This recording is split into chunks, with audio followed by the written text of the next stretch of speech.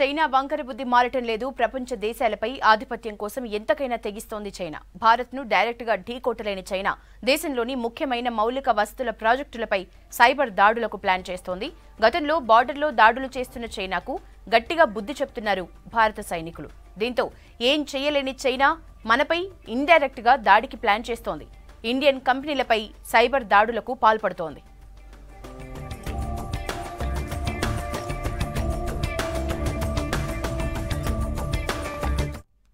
China చేస్తున్న భారత్పై cyber కుట్రలకు సంబంధించిన లైవ్ డిస్కషన్ సౌజన్య అందిస్తారు. Soujanya, over to you.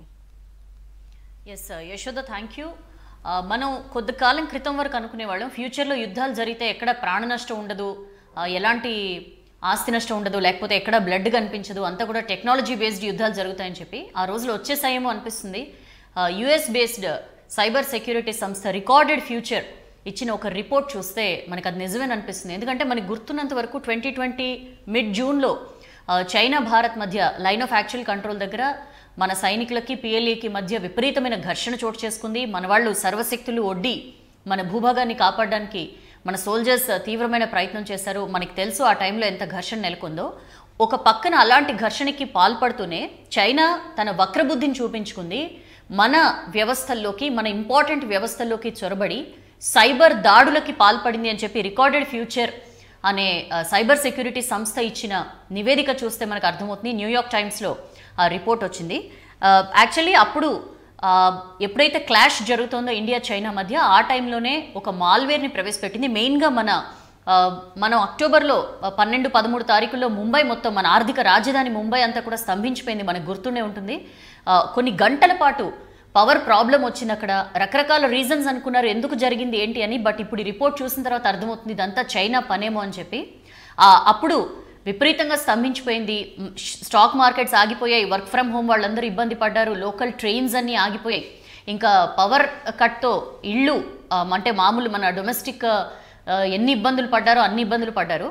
So వీటన్నిటికీ కారణం ఏదో టెక్నికల్ ఇష్యూస్ కాదు, బట్ చైనా చూపించిన మాల్వేరే అని చెప్పి మనకి రికార్డెడ్ ఫ్యూచర్ ఇచ్చిన రిపోర్ట్ చూస్తే అర్థమవుతుంది. సో ఇదొక్కటే కాదు, అంటే దానికి సంబంధించి అప్పటికప్పుడు సీఎం ఉద్ధవ్ ఠాక్రే ఒక విచారణకు ఆదేశించారు. అండ్ ఈ రిపోర్ట్ చూసిన తర్వాత మన కేంద్రం కూడా వ్యవస్థలన్నీ పర్ఫెక్ట్గానే ఉన్నాయి, ఎక్కడ ఎలాంటి డేటా చౌర్యం జరగలేదు అని చెప్పి ఒక క్లారిటీ అయితే ఇచ్చింది. బట్ ఇంకా కూడా అనుమానాలు అలానే కంటిన్యూ అవుతున్నాయి. ఎందుకంటే జస్ట్ 2 days బ్యాక్ ఒక సింగపూర్కి చెందిన ఒక సైబర్ సెక్యూరిటీ సంస్థ, సైబర్ ఇంటెలిజెన్స్ సంస్థ ఇంకొక రిపోర్ట్ ఇచ్చింది. మనకు తెలుసు మన దేశంలో serum institute of India and Bharat Biotech, ఈ 2 కంపెనీలు మనకి వ్యాక్సిన్స్ ప్రొడ్యూస్ చేస్తున్నాయి. మొత్తం ప్రపంచంలోనే 60% పైగా వ్యాక్సిన్స్ని ప్రొడ్యూస్ చేసేది భారత్. అంత కీలకమైన రోల్ ప్లే చేస్తుంది. ఇప్పటికే WHO లాంటి సంస్థలు కూడా పొగిడిన పరిస్థితి. సో ఇలాంటి నేపథ్యంలో ఈ 2 సంస్థల డేటాబేసెస్ని టార్గెట్ చేసుకుని కూడా చైనా సైబర్ నేరాలకి పాల్పడుతోంది అని చెప్పి కూడా ఆ డేటాబేసెస్లోకి చొరబడింది, జాగ్రత్తగా ఉండాలని చెప్పి కూడా ఒక రిపోర్ట్ వచ్చిన పరిస్థితి. సో వీటన్నిటిని చూస్తే చైనా ఇప్పుడంటే కొంచెం టెన్షన్స్ రిలాక్స్ అయ్యాయి. మొన్న మధ్య మనం చూసాం ఆ బలగాలు అటు, మన బలగాలు మన వైపు వచ్చేస్తున్న పరిస్థితి. బట్ అయినా సరే ఇంకా ఏదో ప్రమాదం పొంచి ఉంది అన్న అనుమానాలు అయితే మనకి క్లియర్గా వ్యక్తమవుతున్నాయి. బికాజ్ ఈ రిపోర్ట్స్ అన్ని చూసిన తర్వాత 2018లో వచ్చిన ఒక రిపోర్ట్ ప్రకారం యశోద, మన దగ్గర ఇండియాలో జరిగే సైబర్ క్రైమ్స్ ఏవైతే ఉంటాయో, సైబర్ నేరాలు, వీటిలో 35% చైనా భూభాగం నుంచి ఆపరేట్ అవుతాయంటే మనం అర్థం చేసుకోవచ్చు ఏ రకంగా వాళ్ళు ఇలాంటి సైబర్ దాడులకి వాళ్ళకి పాల్పడుతుంటారో. ఇప్పుడు మన స్టేట్ లోడ్ డిస్పాచ్ సెంటర్ SLDCకి చైనా హ్యాకర్స్ ముప్పు ఉంది అని చెప్పి కేంద్రం నుంచి ఒక అలర్ట్ వచ్చింది. సో ఏంటి అలర్ట్ ఏంటి, SLDC అంటే ఏంటి, ఎందుకంటే కామన్ మ్యాన్కి అర్థమయ్యే భాషలో మనం తెలుసుకుందాం. మనతో పాండు జాయిన్ అవుతున్నారు లైవ్లో. పాండు, ఏంటి మనకు వచ్చిన అలర్ట్కి సంబంధించి డీటెయిల్స్ ఏంటండి? అంటే ఆల్రెడీ ఈ మాల్వేర్ని చొప్పించారా, ఈ సైబర్ అటాక్ అనేది జరిగిపోయిందా, లేకపోతే జరగొచ్చు అని చెప్పి హెచ్చరించారా? జరగలేదు, అటాక్ జరగలేదు, జరగబోతోంది అన్నది ముందుగా అలర్ట్. ట్రై చేసింది ఒక మాల్వేర్ని పంపించేసి, అదేవిధంగా ఇంకొకటి ట్రోజన్ హార్స్ అన్న ఈ 2 వైరస్ల ద్వారా ఇందాక మీరు చెప్పినట్టు లోడ్ డిస్పాచ్ సెంటర్ అంటే విద్యుత్ రంగ సంస్థలకు సంబంధించిన లోడ్ డిస్పాచ్ సెంటర్కి ఇది అవుతుంది. గతంలో అక్టోబర్ 13 ఏదైతే ముంబైలో జరిగిందో అక్కడ ఉన్న మొత్తం డిస్ట్రిబ్యూషన్ కంపెనీలకు సంబంధించిన సాఫ్ట్వేర్లోకి ఈ వైరస్ వెళ్ళడం వల్ల మొత్తం అంతా కూడా డిస్టర్బ్ అయిపోయింది. సో అట్లాంటి ప్రయత్నమే మళ్ళీ జరుగుతోంది. అంటే ఆ ప్రయత్నం ఒక ఎఫర్ట్ ఉంది అన్నది తెలుసుకున్న మరుక్షణమే గతంలో కూడా సెంట్రల్ గవర్నమెంట్ ఈ విషయం మీద హెచ్చరించింది. అది national critical information and infrastructure protection centre అన్న దాని నుంచి సెంట్రల్ గవర్నమెంట్ నుంచి ఈ అలర్ట్ అనేది వచ్చింది. అదేవిధంగా కంప్యూటర్ ఎమర్జెన్సీ రెస్పాన్స్ టీమ్ దీని మీద ఇమీడియట్గా రియాక్ట్ అయింది. సో థ్రెట్కి ఒక ప్రయత్నం జరిగింది, వైరస్ని చొప్పించే ప్రయత్నం జరిగింది. దాంట్లో భాగంగా ఇమ్మీడియట్గా దాన్ని అడ్డుకోగలిగాము అన్నది, అంటే సెంట్రల్ గవర్నమెంట్ రైట్ టైంలో రియాక్ట్ కావడం, దాంతో మన దగ్గర ఉన్న లోడ్ డిస్పాచ్ సెంటర్ మీద ఏదైతే థ్రెట్ అటాక్ జరిగిందో దాన్ని మన విద్యుత్ రంగ సంస్థ రాష్ట్ర ప్రభుత్వానికి చెప్పింది, ఇమ్మీడియట్గా అక్కడ యాక్షన్ తీసుకోవడం. ఈ కారణంగా ఏదైతే ప్రయత్నం చేసిందో దాని ఇనీషియల్ స్టేజ్ను అడ్డుకోగలిగాం. దాని కారణంగా మన మొత్తం విద్యుత్ సిస్టమ్, పవర్ సిస్టమ్ మీద, రాష్ట్రానికి సంబంధించి మీద ఎట్లాంటి ఇంపాక్ట్ అయితే జరగలేదు. సౌజన్య సార్, ఎస్ఎల్డిసి ఇంపార్టెన్స్ ఏంటి సార్? యాక్చువల్గా ఎస్ఎల్డిసి అంటే నార్మల్గా మనం చెప్పుకునే దాంట్లో విద్యుత్ సంబంధించి ఎప్పుడైతే ప్రైవేటైజేషన్ అయిపోయిందో మన రాష్ట్రంలో, దాంట్లో జెన్కో అంటే జనరేషన్ అన్నది తెలంగాణ జెన్కో, అదేవిధంగా తెలంగాణ ట్రాన్స్కో అని ఈ రెండు ఉంటాయి. అంటే జనరేషన్ అంతా కూడా పవర్, థర్మల్ పవర్ కానీ, హైడల్ పవర్ కానీ, సోలార్ పవర్ కానీ, ఇట్లాంటి పవర్ జనరేషన్కి సంబంధించి జెన్కో చూస్తుంది. ఏదైతే విద్యుత్ ఉత్పత్తి అవుతుందో దాన్ని సప్లై చేసే బాధ్యత అంతా కూడా ట్రాన్స్కో చేస్తుంది. ట్రాన్స్కోలో మన రాష్ట్రంలో రెండు ఉన్నాయి, southern power distribution company, northern power distribution company. ఈ రెండింటిని డిస్కమ్స్ అంటారు. ఈ రెండింటి ద్వారా పోతుంది. సో ఈ రెండింటి మధ్యలో ఒక పవర్ జనరేషన్కి, పవర్ వినియోగానికి మధ్యలో ఏదైతే ఉంటుందో దాన్నే లోడ్ డిస్పాచ్, మీరు అన్నట్టుగా లోడ్ డిస్పాచ్ సెంటర్ అంటారు. ప్రతి క్షణం మానిటర్ చేస్తుంది లోడ్ డిస్పాచ్ సెంటర్. రాష్ట్రంలో ఎంత విద్యుత్ ఉత్పత్తి జరుగుతుంది, అదేవిధంగా ఎంత డిమాండ్ ఉంది, సెంట్రల్ నుంచి ఎన్టీపీసీ ఇట్లాంటి సంస్థల నుంచి మనకు రావాల్సిన విద్యుత్ ఏంటి, ఎంత వస్తుంది, దాని ఆధారంగా మన రాష్ట్రంలోకి సంబంధించి thermal units, thermal power generation కానీ లేదంటే హైడల్ పవర్ జనరేషన్, వీటి ద్వారా ఎంత విద్యుత్ ఉత్పత్తి చేయాలి అన్నది ఎప్పటికప్పుడు balance minute to minute monitor చేస్తారు. సో ఈ సిస్టమ్ అన్నది, ఈ లోడ్ డిస్పాచ్ సెంటర్ అన్నది మేజర్గా హార్ట్ లాగా ఉంటుంది. మొత్తం మన శరీరంలో హార్ట్ ఎట్లా ఏదైతే అవసరం రక్త సరఫరా ఏదైతే దాన్ని చేస్తుందో, అదేవిధంగా లోడ్ డిస్పాచ్ సెంటర్ అన్నది మొత్తం వినియోగానికి, ఉత్పత్తికి మధ్యలో సెంటర్ పాయింట్. సో ఇక్కడ ఒకవేళ ఇమీడియట్గా ఇంపాక్ట్ అయితే రెండింటి మధ్య వేరియేషన్ వస్తుంది. ఒకవేళ విద్యుత్ సడన్గా మనకి అవసరం లేదనుకున్నప్పుడు ఇమీడియట్గా తగ్గిస్తారు ఉత్పత్తి. ఒకవేళ ఈ మాల్వేర్ ఏదైతే థ్రెట్ అయితే జరిగిందో ఈ లోడ్ డిస్పాచ్ సెంటర్ టార్గెట్గా జరిగింది. దాదాపు 40 సబ్ స్టేషన్స్కి టార్గెట్గా ఈ మాల్వేర్ అటాక్ జరిగింది అన్నది ఇన్ఫర్మేషన్ సెంట్రల్ గవర్నమెంట్ నుంచి ఏదైతే ఉందో, అదేవిధంగా రాష్ట్రానికి సంబంధించిన పవర్ డిస్ట్రిబ్యూషన్ కంపెనీల ఆధారంగా తెలిసింది. సో ఎప్పుడైతే ఈ లోడ్ డిస్పాచ్ సెంటర్ మనకు డిమాండ్ చాలా తగ్గిపోయింది, ఇంతే ఉంది అని అనుకున్నప్పుడు ఉత్పత్తి తగ్గించేస్తారు. అదేవిధంగా వినియోగం బాగా తగ్గిపోయిందని చూపిస్తే వినియోగం తగ్గిపోతుంది. ప్రాక్టికల్గా వినియోగం తగ్గకపోయినా ఈ వైరస్ కారణంగా వినియోగం తగ్గిపోయిందంటే ఒక్కసారి విద్యుత్ ఉత్పత్తి తగ్గిస్తారు, డిమాండ్ పెరుగుతుంది, ఉత్పత్తి తగ్గుతుంది.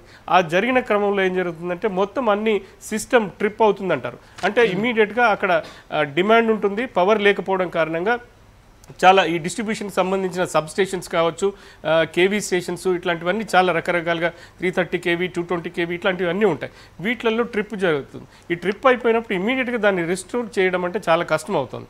సో అట్లాంటి పరిస్థితుల్లో మళ్ళీ దాన్ని చేయాలంటే మొత్తం షట్ డౌన్ చేసి మళ్ళీ ఆర్గనైజేషన్ ఒక్కొక్క యూనిట్ని, ఒక్కొక్క సెంటర్ని రిస్టోర్ చేసుకుంటూ రావాలి.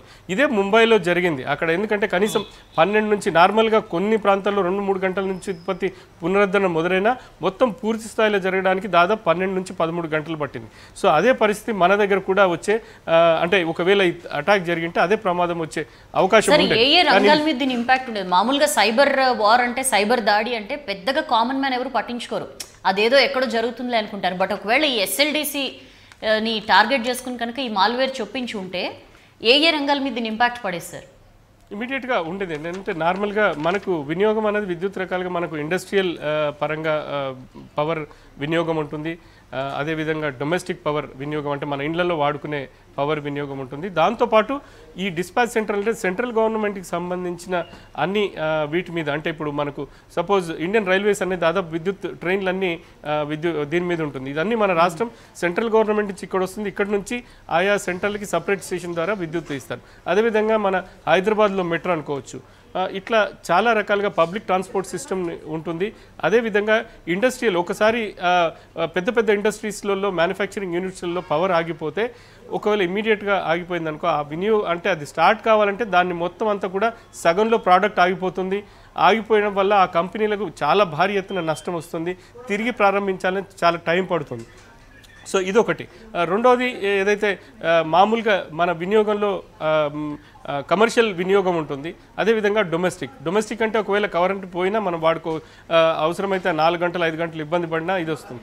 దీని కారణంగా అంటే టెక్నికల్గా చూస్తే ఏంటంటే ఒక రవాణా ఆగిపోతే చాలా నష్టం వస్తుంది. ఇప్పుడు ఒకవేళ ట్రైన్లు 3-4 గంటలు ఒక చోటు నుంచి ఆగిపోయింది, అది మామూలుగా ప్రయాణికులు చేసేది ఆగిపోతే పెద్ద ఇంపాక్ట్ ఉండకపోవచ్చు.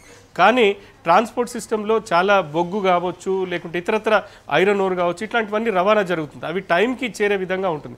ఒకవేళ ఒక దగ్గర 12-13 గంటలు ఆగిపోతే దాన్ని ఇండైరెక్ట్గా ఇంపాక్ట్ కొన్ని వేల కోట్లలో ఆయా కంపెనీలకు నష్టమవుతాయి. పబ్లిక్ సెక్టార్లో కావచ్చు, ప్రైవేట్ సెక్టార్లో కావచ్చు. సో ఇది ఇండైరెక్ట్గా సైబర్ అటాక్ అన్నది డైరెక్ట్గా కాకుండా ఎకానమీ సిస్టమ్ మీద ఇంపాక్ట్ అయ్యే విధంగా ఉంటుంది. కాబట్టి ఈ తరహా అటాక్కి చైనా పాల్పడినట్టుగా మనం చెప్పుకోవచ్చు. సౌజన్య, ఇప్పుడు మనం సేఫా పాండు అంటే మొత్తం అక్కడి నుంచి మనకి అలర్ట్ వచ్చింది కాబట్టి మొత్తం మన సిస్టమ్స్ అన్నీ కూడా ఇప్పుడు సేఫ్గా ఉన్నట్లు చెప్తున్నారు అధికారులు. అంటే ఒక రకంగా తప్పకుండా సేఫ్గా లేకపోయినా కొన్ని రకంగా మనం చెప్పుకోవాల్సింది. ఆల్రెడీ మనకి ఇందాక నేను చెప్పినట్టుగా national critical information and infrastructure protection centre ఏదైతే ఇచ్చిందో దాదాపు 12 సంస్థల్లో అంటే మన డిస్కంలు దేశవ్యాప్తంగా ఉన్న ఆయా రాష్ట్రాలకు సంబంధించి విద్యుత్ వినియోగాన్ని మానిటర్ చేసే డిస్పాచ్ సెంటర్లు కావచ్చు, తర్వాత మిగతా విషయాలు దాదాపు 12 సంస్థల్లో దీన్ని ఎదుర్కొనే ఇన్ఫ్రాస్ట్రక్చర్ అనేది లేదు. సిస్టమ్ని ఈ వైరస్ని తట్టుకుని అంటే ఆపే ఈ ఇన్ఫ్రాస్ట్రక్చర్ అనేది ఇప్పటి దగ్గర మన దగ్గర క్లియర్గా లేదు. వాటిని డెవలప్ చేసుకోవాలని ఆల్రెడీ ఇన్ఫర్మేషన్ ఇచ్చింది. సో ఈ లెక్క చూస్తే మనం వచ్చినప్పుడు ఇది ముందస్తుగా మనకు తెలిసింది. ముంబై తరహా జరిగింది కాబట్టి గతంలో ముంబై జరిగినప్పుడు అది సైబర్ అటాక్ అని కూడా తెలియదు, ఏదో టెక్నికల్ ఇష్యూస్ ద్వారా పోయిందని తెలిసింది. ముంబైలో జరిగింది, అట్లాంటి ప్రయత్నం జరిగింది, అట్లాంటి ఇబ్బంది పడ్డాం కాబట్టి మన రాష్ట్రంలో డిస్కంలకు సంబంధించిన సర్వర్స్ని హ్యాక్ చేయడానికి వాళ్ళు ప్రయత్నం చేసినప్పుడు ఇమీడియట్గా ఇది వైరస్ థ్రెట్ అన్నది. ఇంకో రకంగా చెప్పాలంటే ఇప్పుడు వరకు వాళ్ళు ఇచ్చిన డేటా ప్రకారం మనం అంటే సెంట్రల్ గవర్నమెంట్ ఇప్పటికీ అలర్ట్ అయింది. 2018-19 ఆర్థిక సంవత్సరంలో కేంద్రం ఇటీవల రిలీజ్ చేసిన డేటా ప్రకారం దాదాపు చైనా నుంచి విద్యుత్ వినియోగానికి సంబంధించి విద్యుత్ సెక్టార్లో సంబంధించి సుమారు 77,000 కోట్ల రూపాయల విద్యుత్ పరికరాలని చైనా నుంచి మనం దిగుమతి చేసుకున్నాం.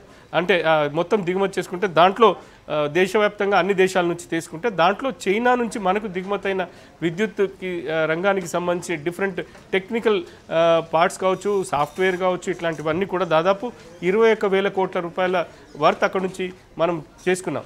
సో ఇది ఒకవేళ ఇదే కొనసాగితే వాళ్ళు పంపించే పరికరాల్లో ఇట్లాంటి వైరస్ను పెట్టి దాన్ని వాళ్ళు యాక్టివేట్ చేసే అవకాశం ఉంటుంది. సో చైనా నుంచి ఇట్లాంటి వాటిల్లో ముఖ్యంగా కీలకమైన రంగాల్లో ఏవైతున్నాయో వాటిలలో చైనా నుంచి ఇట్లాంటి సాఫ్ట్వేర్ కావచ్చు లేదా ఎక్విప్మెంట్స్ కావచ్చు ఇట్లాంటివన్నీ ఏవి దిగుమతి చేసుకోకండి. ఎందుకంటే కేంద్ర ప్రభుత్వం నుంచి నేరుగా కొన్ని ఉంటాయి. ఈ ఆల్రెడీ పవర్ మన రాష్ట్రానికి సంబంధించి దేశవ్యాప్తంగా చాలా రాష్ట్రాలకి పవర్ అన్నది ప్రైవేటైజేషన్ అంటే సపరేట్ సంస్థలు అయినాయి, వాటి స్వతంత్రంగా వాటి వ్యవహరిస్తున్నాయి. డిస్కమ్లుగా వీళ్ళు నేరుగా కొనే వీలుంటుంది. సో ఇట్లాంటి వాటికి సెంట్రల్ గవర్నమెంట్ ఒక అలర్ట్ ఇచ్చింది, జాగ్రత్తగా ఉండాలని చెప్పింది. కొనే ముందు సెంట్రల్ గవర్నమెంట్ పర్మిషన్ లేనిది ఎట్లాంటి వాటికి మీరు పోకండి, సెంట్రల్ గవర్నమెంట్ పర్మిషన్ ఇస్తే మీరు ముందుకెళ్ళండి అంటే ఇప్పుడున్న పరిణామాల నేపథ్యంలో చెప్పింది. సో ఇప్పటి వరకు కూడా మన దగ్గర కేవలం వాటిని నియంత్రించడం ద్వారా మనం ఇక్కడ చేస్తున్నాం తప్ప మనకి సొంతంగా ఇన్ఫ్రాస్ట్రక్చర్ ఇట్లాంటి వాటికి ఏ సంస్థలకు సంబంధించిన ఆయా సంస్థలు వాటిని సొంతంగా ఇంకా చేసుకోవాల్సింది. అంటే కొన్నిట్లలో ఉంది, ఇంకా కొన్నిట్లలో ఇన్ఫ్రాస్ట్రక్చర్ అనేది డెవలప్ కావాలి. డెవలప్ అయినప్పుడే ఇట్లాంటి థ్రెట్ ఎక్కడికక్కడ అడ్డుకునే అవకాశం ఉంటుంది. Soujanya, right Pandu, thank you for the information. మనతో టెక్ ఎక్స్పర్ట్ నల్లమోతు శ్రీధర్ గారు జాయిన్ అవుతున్నారు. దీని మీద మనం మరింత వివరాలు తెలుసుకుందాం వారిని అడిగి. శ్రీధర్ గారు, thank you for joining us sir. Sir, ఈ ఏదైతే రికార్డెడ్ ఫ్యూచర్ చెప్పిన వివరాల ప్రకారం 2 మ్యారిటైమ్ పోర్ట్స్ అండ్ ఇంకొక ఇండియాస్ పవర్ గ్రిడ్కి సంబంధించి ఒక 10 సంస్థల్ని టార్గెట్ చేస్తూ ఈ మాల్వేర్ని చొప్పించింది చైనా అని చెప్పి. అసలు ఏమై ఉండొచ్చు, వాళ్ళ ఇంటెన్షన్ ఏమై ఉండొచ్చు సార్?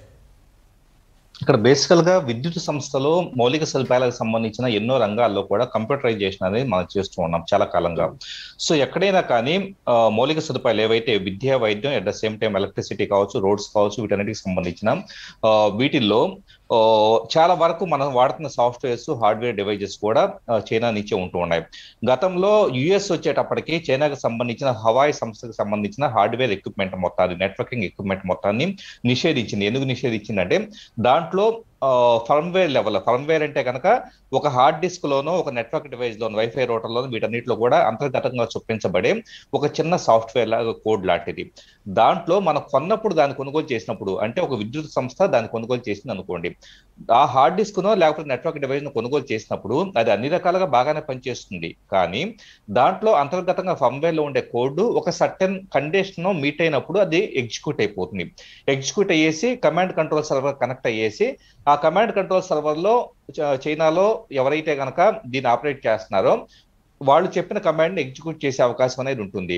అంటే ఇప్పుడు మనం అనుకున్నట్లుగా విద్యుత్ సంస్థల్లో అక్కడ ఇన్పుట్ వాల్యూస్ మార్చడం, ఒక థర్మల్ విద్యుత్ స్టేషన్ ఉందనుకోండి, థర్మల్ విద్యుత్ స్టేషన్ లో వాటర్ లెవెల్ ఎంత ఉంది, అలాగే విద్యుత్ ప్రొడక్షన్ ఎలా ఉంది, వీటన్నిటిని కూడా ఎప్పటికప్పుడు కొన్ని వాల్యూస్ స్కీమ్ మీద మనకి చేంజ్ అవుతూ ఉంటాయి.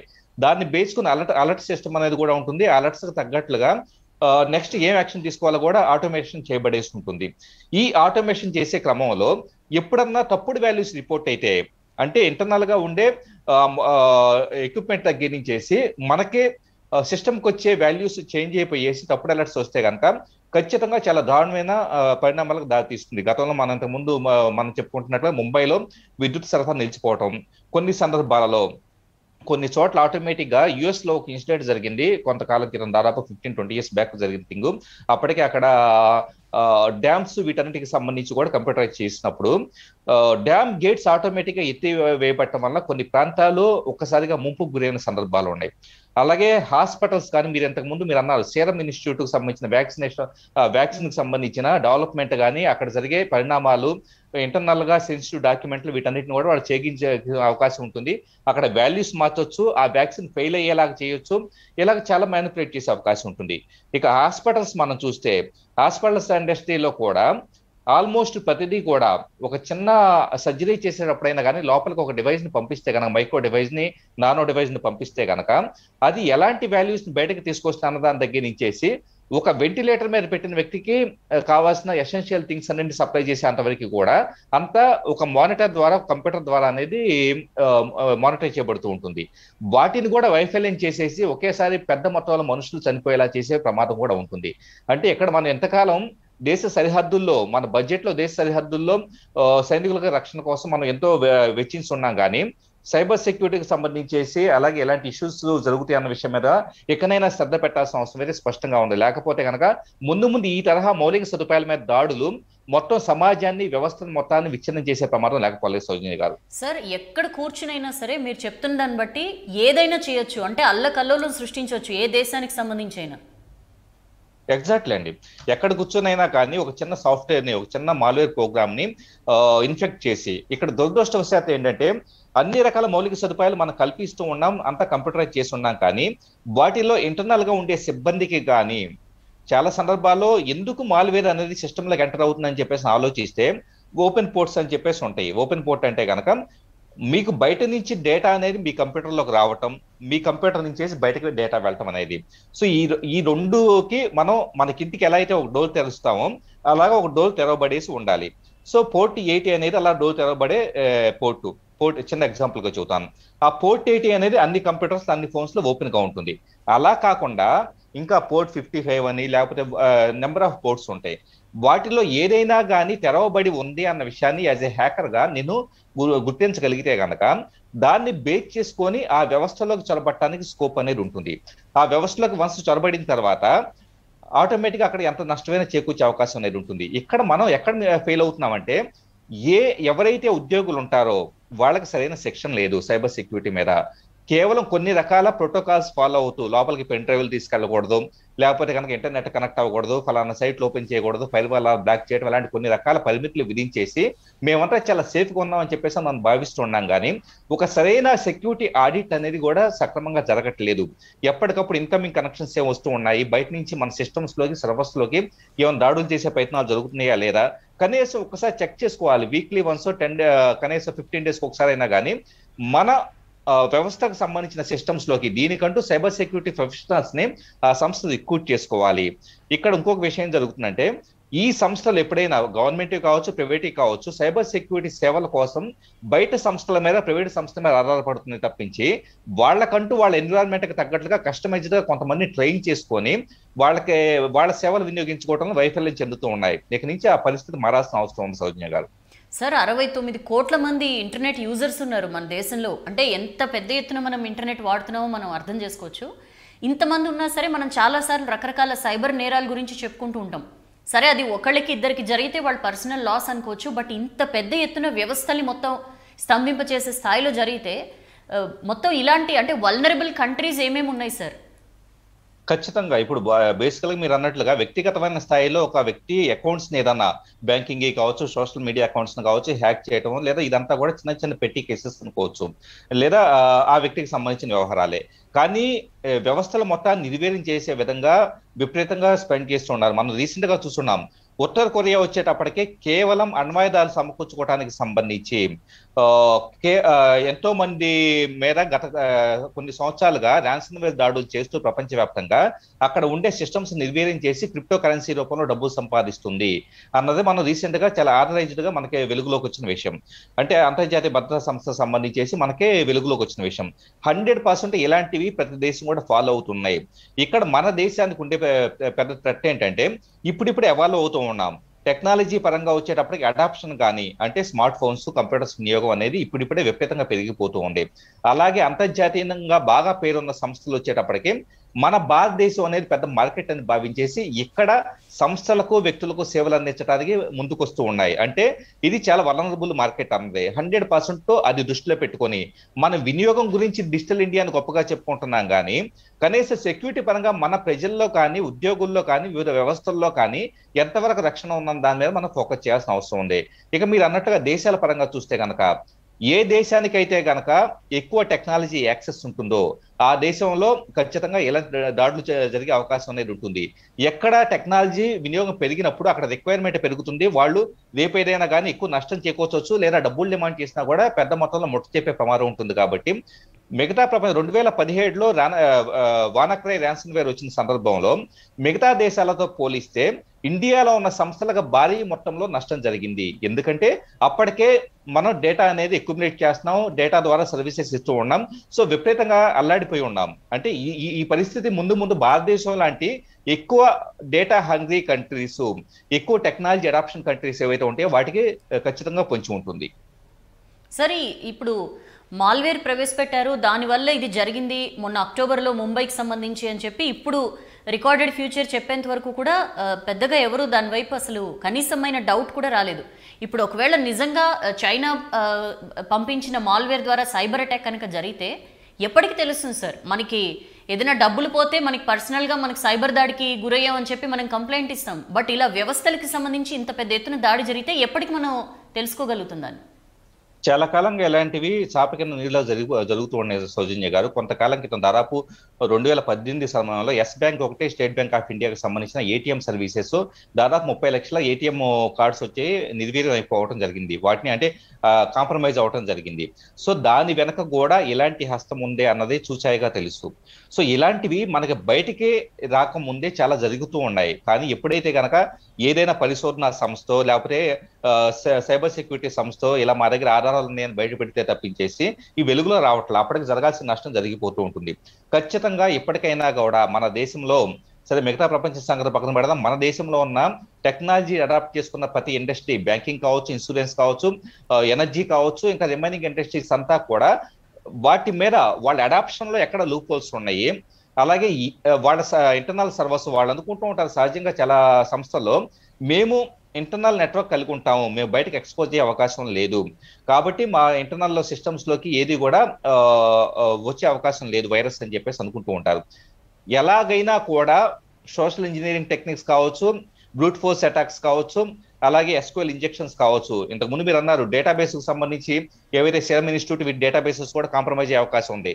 చిన్న కమాండ్ రన్ చేసి ప్రపంచంలో ఉన్న ఏ వెబ్సైట్ డేటాబేస్ లోకైనా వెళ్ళటానికి అవకాశం అనేది ఉంటుంది. అది ఆ డేటాబేస్ నిర్వహణ సక్రమంగా లేకపోతే, దాంట్లో లూప్ హోల్స్ ఉంటే కనుక ఏ మాత్రం టెక్నాలజీ నాలెడ్జ్ లేని వ్యక్తి అయినా కానీ డేటాబేస్ సొంతం చేసుకునే అవకాశం ఉంటుంది, మ్యానిపులేట్ చేయొచ్చు, డిలీట్ కూడా చేయొచ్చు. మరి ఇంత సెన్సిటివ్ గా ఉండే ఏరియాస్ లో, ముఖ్యంగా ప్రజలకు సంబంధించిన సేవలు కలిగిన ఏరియాస్ లో ఇప్పటికి కూడా మనం ఉదాసీనంగా ఉండటం మాత్రం ఏమాత్రం క్షమించరాంది. ఖచ్చితంగా మరింత సెక్యూర్డ్ గా మన వ్యవస్థలో వ్యవహరించాల్సిన అవసరం ఉంది. Okay, thank you so much Sridhar గారు, చాలా ఇంపార్టెంట్ విషయాలు చెప్పారు. Thank you for joining us అండి. సో చాలా పెద్ద ఎత్తున అసలు చైనా లాంటి దేశాల్లో హై రైజ్ టవర్స్లో మొత్తం అందరూ కూడా దీనికి సంబంధించిన పని మీదే ఉంటారు అంటే వాళ్ళు ఏ రకంగా ఈ హ్యాకింగ్ మీద దీని మీద దృష్టి పెడుతున్నారో మనం అర్థం చేసుకోవచ్చు. So it's not an easy thing. ఎవరో ఒకళ్ళిద్దరికి సంబంధించింది కాదు, దేశానికి సంబంధించింది. వ్యాక్సిన్స్కి సంబంధించిన వ్యాక్సిన్స్ తయారు చేస్తున్న కంపెనీల డేటాబేస్లోకి చొరబడే ప్రయత్నం చేశారు అంటేనే మనం అర్థం చేసుకోవచ్చు వాళ్ళ టార్గెట్ ఏమై ఉంటుంది అనేది. సో చైనా లాంటి దేశాన్ని, చైనా చేస్తున్న దురాగతాలని ఎక్కడ కూడా మనం చిన్నచూపు చూడడానికి వీల్లేదు. ప్రికాషన్స్ చాలా ముఖ్యంగా మనం తీసుకోవాలి. ఎవరైతే ఇలాంటి కీలకమైన వ్యవస్థల్లో పనిచేస్తున్నారో వాళ్ళందరికీ కూడా సైబర్ అటాక్స్కి సంబంధించి, ఇష్యూస్కి సంబంధించి మరింత అవేర్నెస్ అండ్ అలర్ట్నెస్, ఇందాక శ్రీధర్ గారు చెప్పినట్లు మనం సరిహద్దులో సైన్యానికి సంబంధించి పెద్ద ఎత్తున మనం స్పెండ్ చేస్తున్నాం. బట్ దానికంటే చాలా ఇంపార్టెంట్ ఇది, ఎందుకంటే ఇప్పుడు యుద్ధం రూపంతా మార్చుకుంది అని చెప్పి మనకు క్లియర్గా అర్థమవుతుంది. ప్రభుత్వం ఆ దిశగా దృష్టి సారించాలని చెప్పి కోరుకుందాం. That's all in today's special live show. Stay tuned.